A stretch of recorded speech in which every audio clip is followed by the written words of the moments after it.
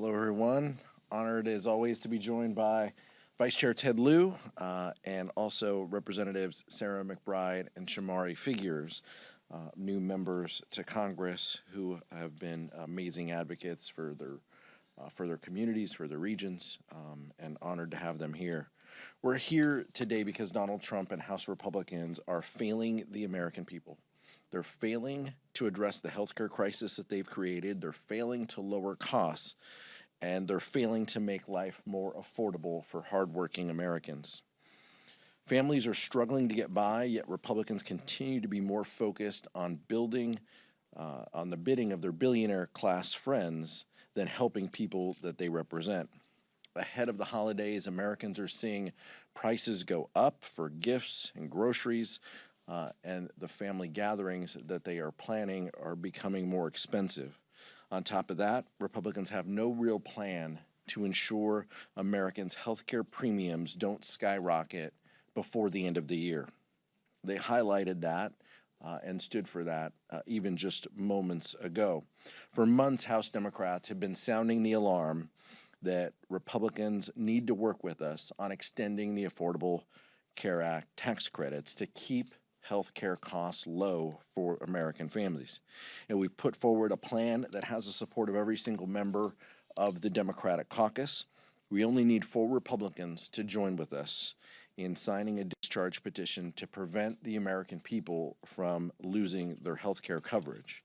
Because we know when people don't have healthcare coverage, they don't stop getting sick. They don't stop needing medication. They don't stop needing to take their kids to the doctor. If they can't afford to go to the doctor, they won't see one, or they'll go to the emergency room, which is the highest cost, most expensive way to get care and limits our already burdened healthcare system. Which Republicans will be brave enough to join us? We just don't know. The American people can't afford inaction from Republicans, and it's time that they put politics aside and do the right thing.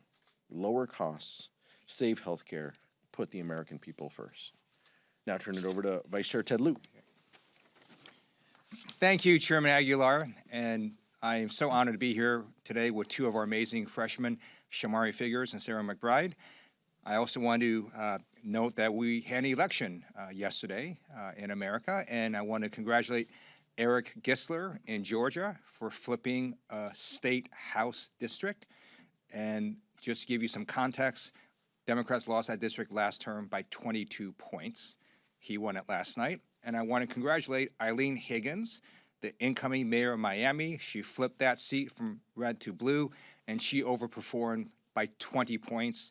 She is the first Democrat in nearly 30 years who's going to be mayor of Miami. And I dare Florida Republicans to try mid-decade redistricting, because we're going to win the seats that you have to weaken among Republican incumbents if you try this. Now, we have an affordability crisis in America. Electricity costs are surging, grocery prices continue to increase, and healthcare costs are skyrocketing. What is the President of the United States focused on? I'm just going to read you one of his many posts on social media. This one was from 2 days ago. The only reason Marjorie Trader Brown, green turns brown under stress, went bad is that she was jilted by the President of the United States. Certainly not the first time she has been jilted. Too much work, not enough time, and her ideas are now really bad. She sort of reminds me of a rotten apple. Marjorie is not America First or MAGA because nobody could have changed her views so fast, and her new views are those of a very dumb person. That was proven last night when washed-up, Trump-hating 60 Minutes correspondent Leslie Stahl, who still owes me an apology from when she attacked me on the show with serious conviction that Hunter Biden's laptop from hell was produced by Russia, not Hunter himself, totally proven wrong, interviewed a very poorly prepared traitor who in her confusion made many really stupid statements. My real problem with the show, however, wasn't the low IQ traitor. It was that the new ownership of 60 Minutes Paramount would allow a show like this to air. They are no better than the old ownership who just paid me millions of dollars for fake reporting about your favorite president, me. Since they bought it, 60 Minutes has actually gotten worse. Oh well, far worse things had happened. P.S. I hereby demand a complete and total apology, though far too late to be meaningful, from Leslie Stahl in 60 Minutes for her incorrect and libelous statements about Hunter's laptop, President DJT. Oh, now it's my great honor to introduce an amazing freshman from Alabama, the great Representative Shamari Figures.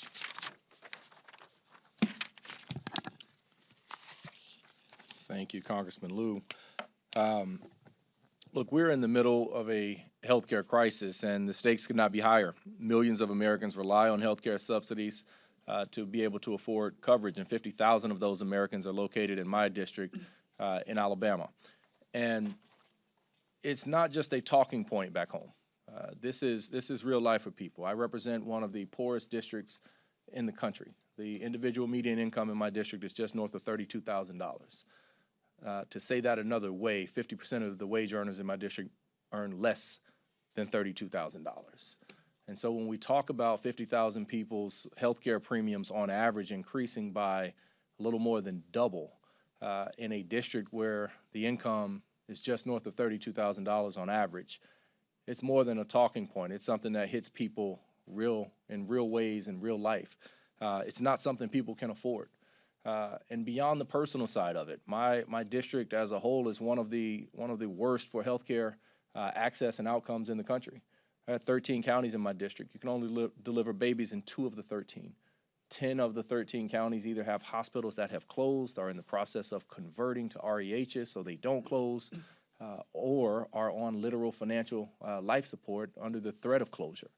And by the way, the largest hospital in my state capital of Montgomery, which I also represent, which is one of only 2 hospitals in that county, is in the middle of a bankruptcy.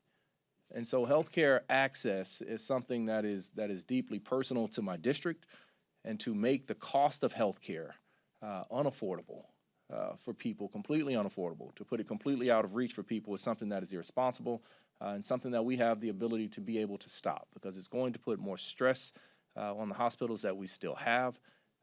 And people are going to continue to suffer some of the worst healthcare outcomes, because all of that I just said is all in a district that has the 3rd lowest life expectancy in America.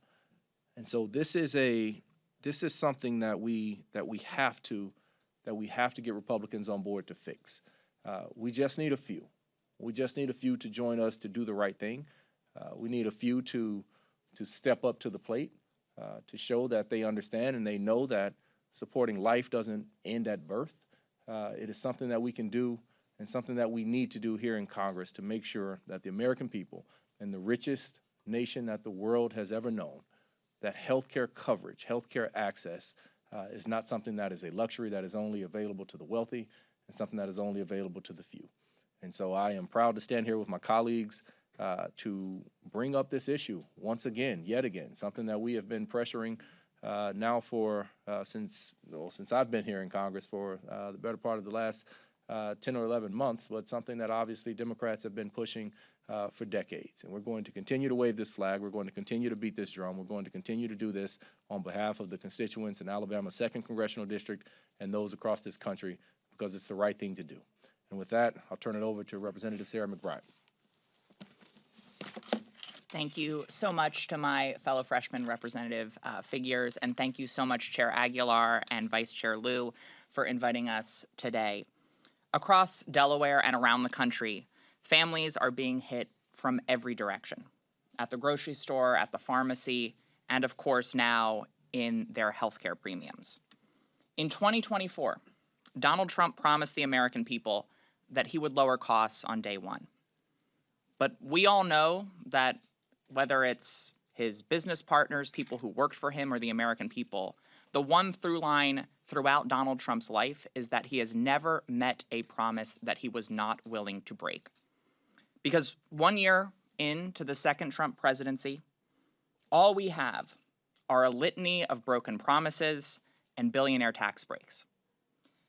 This affordability crisis is not a hoax. It is a choice by congressional Republicans and by Donald Trump.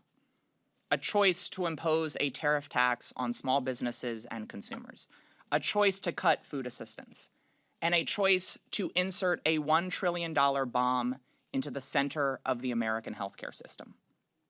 That bomb is now going off.